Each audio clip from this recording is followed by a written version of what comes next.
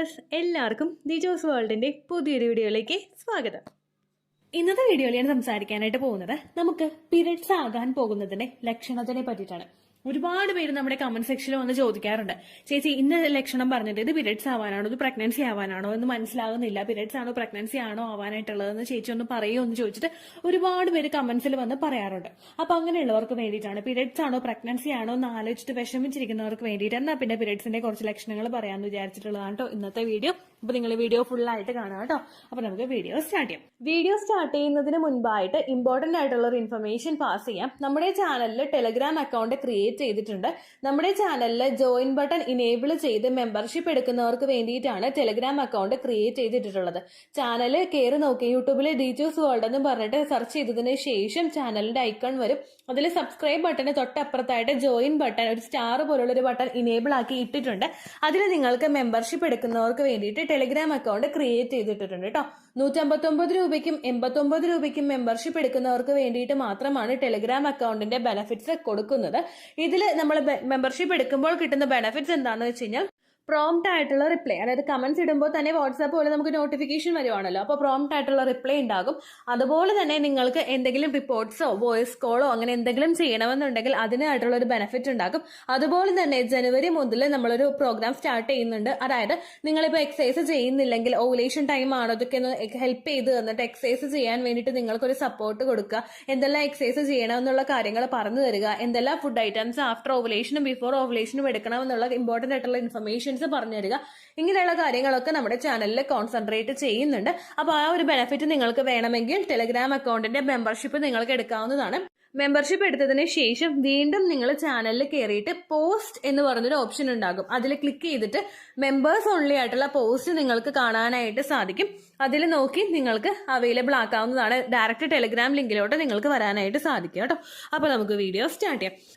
Periods എന്ന് പറയുന്നത് നമുക്ക് ഓവുലേഷൻ നടന്നതിന് ശേഷം നമ്മുടെ എഗ്ഗും പുരുഷന്റെ സ്പേമും തമ്മിൽ ജോയിൻ ആയിട്ടില്ല എങ്കിൽ ആ ഒരു മാസത്തെ മെൻസ്ട്രൽ സൈക്കിളിന്റെ അവസാനമാകുമ്പോഴേക്കും നമുക്ക് ആ ഒരു പ്രൊജസ്ട്രോൺ ഹോർമോണിന്റെ ഒരു ഡ്രോപ്പ് ഉണ്ടാകും. ഈ പ്രൊജസ്ട്രോൺ ഹോർമോണിന്റെ ഡ്രോപ്പ് വന്നതിന് ശേഷം നമ്മുടെ യൂട്രസിന്റെ ലൈനിങ് ഒന്ന് ഷെഡ് ആയതിനു ശേഷം നമുക്കത് ബ്ലീഡിംഗ് ആയിട്ട് പോകും. ആ മാസത്തിൽ നമ്മുടെ ഒരു കുഞ്ഞിനെ പ്രൊട്ടക്ട് ചെയ്യാനായിട്ട് നിന്നിരുന്ന ആ ഒരു എൻഡോമെട്രിയൽ ലൈനിങ് ഒക്കെ ഒന്ന് ഷെഡ് ആയിട്ട് നമുക്ക് പീരിയഡ്സ് ആയിട്ട് അത് പോകാറാണ് പതിവ്.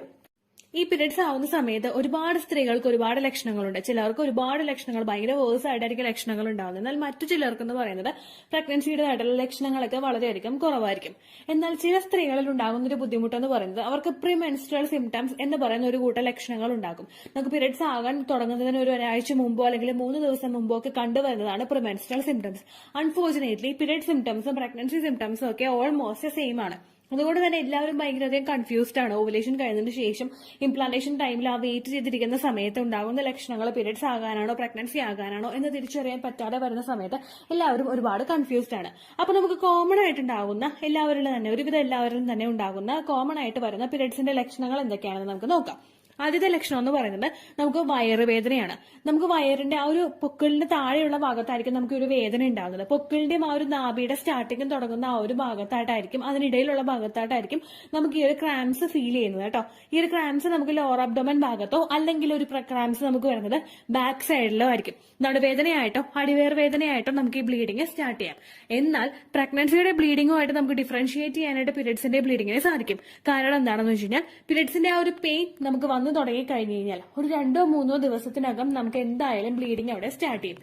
എന്നാൽ നേരെ മറിച്ച് നിങ്ങൾക്ക് ഇംപ്ലാന്റേഷൻ നടക്കുന്ന സമയമാണെങ്കിൽ നമുക്ക് ഒബ്വിയസ്ലി പീരിയഡ്സ് അവിടെ സ്റ്റോപ്പ് ആവുകയും ചെയ്യും.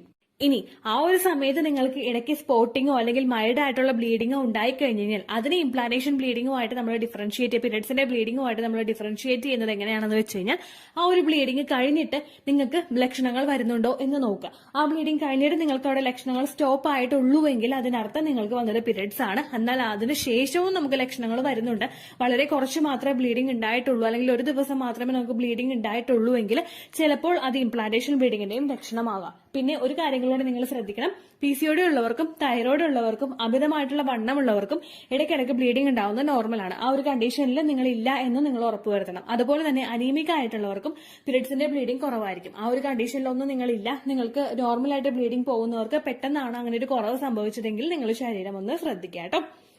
അടുത്തതെന്ന് പറയുന്നത് നമ്മുടെ ശരീരം ഒന്ന് ഹെവി ആയിട്ട് പോലെ, നമ്മുടെ വയറൊന്ന് ഹെവി ആയതുപോലെ നമുക്ക് ഫീൽ ചെയ്യുന്നു. ഈ ഒരു വ്യത്യാസം നമുക്ക് ഉണ്ടാവുന്നത് നമ്മുടെ ആ ഒരു സമയത്ത് പ്രൊജസ്ട്രോൺ ഹോർമോണിന്റെ ഒന്ന് ഡ്രോപ്പ് നമ്മുടെ ശരീരത്തിൽ ഉണ്ടാവുന്നതുകൊണ്ടാണ്. പ്രൊജസ്ട്രോൺ ഹോർമോൺ പെട്ടെന്ന് നമ്മുടെ ശരീരത്തിൽ ഒന്ന് കുറയുന്നത് കൊണ്ടാണ് നമുക്ക് പീരിയഡ്സ് ഉണ്ടാവുന്നതല്ലോ.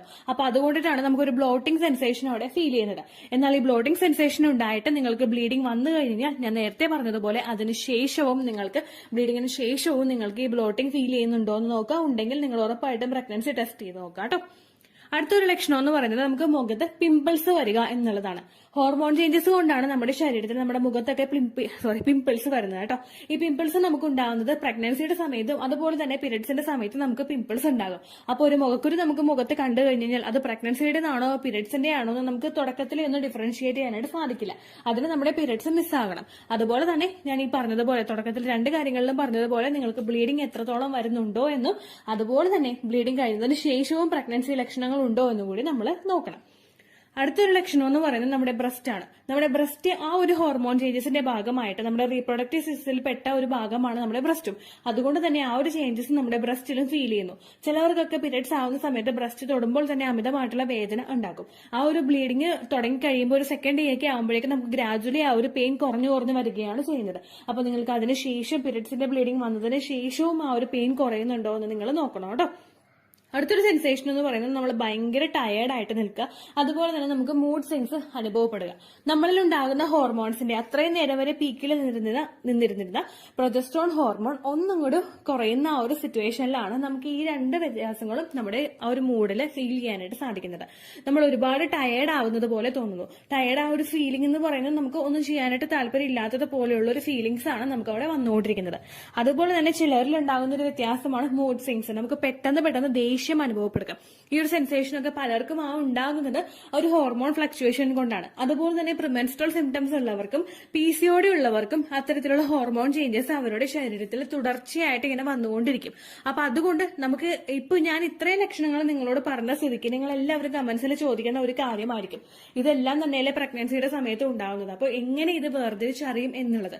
നമുക്ക് എളുപ്പത്തിൽ ഇപ്പൊ ഒരു ഡോക്ടർ നമ്മൾ പോയി കണ്ടു കഴിഞ്ഞാൽ അവർ നമ്മളോട് പറയുന്നത് നിങ്ങൾ പീരിയഡ്സ് മിസ് ആകുന്നുണ്ടോ എന്ന് നോക്കിയിട്ട് ടെസ്റ്റ് ചെയ്യാനാണ് ഡോക്ടർ പറയുന്നത്.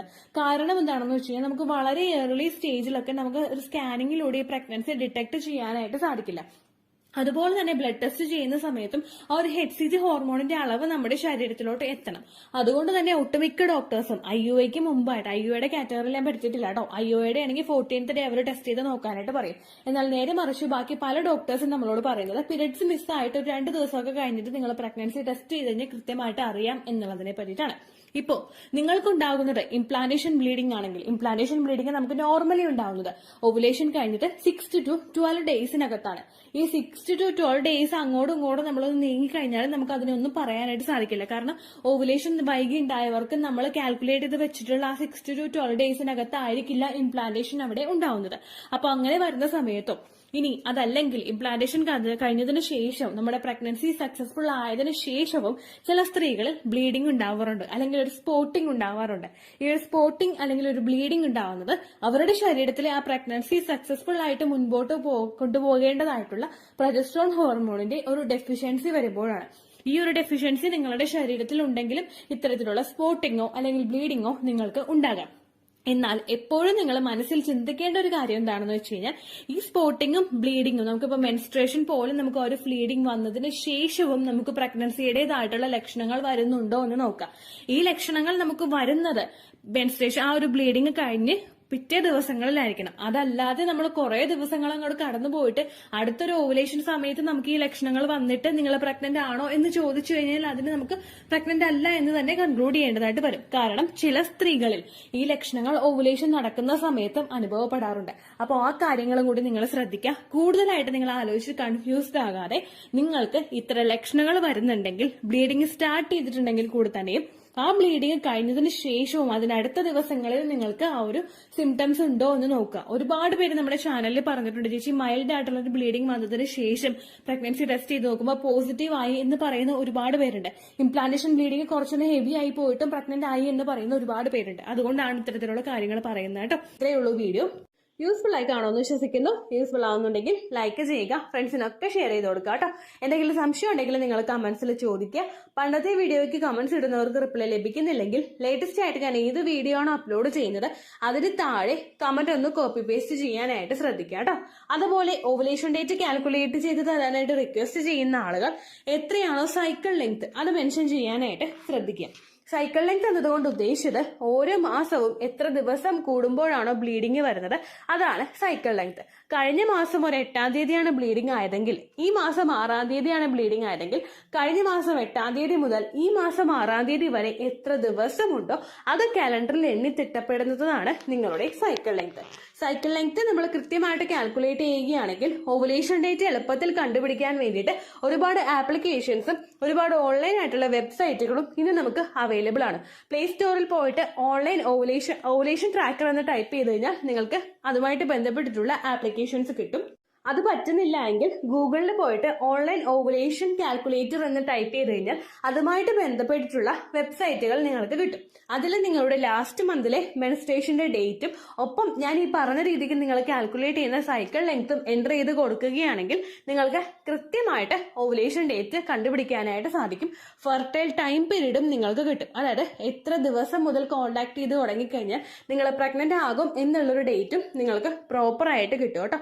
ഇത് കാൽക്കുലേറ്റ് ചെയ്യുന്ന സമയത്ത് സൈക്കിൾ ലെങ്ത് കാൽക്കുലേറ്റ് ചെയ്യുന്ന സമയത്ത് നിങ്ങളുടെ ആ ഒരു കലണ്ടറിൽ നോക്കി തന്നെ നിങ്ങൾ കാൽക്കുലേറ്റ് ചെയ്യുക. പല മാസങ്ങളിലും 30-31 ദിവസമുണ്ട്, അതുകൊണ്ടാണ് അങ്ങനെ പറഞ്ഞത്. ഒപ്പം നിങ്ങൾക്ക് ബ്ലീഡിങ് തുടങ്ങിയ ദിവസത്തിന് വേണം നിങ്ങൾ ഡേ 1 ആയിട്ട് എടുക്കാൻ വേണ്ടിയിട്ട്. സ്പോട്ടിങ് തുടങ്ങിയ ദിവസത്തിനെ, അതായത് ചെറുതായിട്ട് ഡിസ്ചാർജ് പോയി തുടങ്ങിയ ദിവസത്തിനെ നിങ്ങൾ കൺസിഡർ ചെയ്യേണ്ട ആവശ്യം ഇല്ല കേട്ടോ. അപ്പൊ ഇത്രയേ ഉള്ളൂ വീഡിയോ. അടുത്തൊരു വീഡിയോ ആയിട്ട് നമുക്ക് വീണ്ടും കാണാം. ബൈ.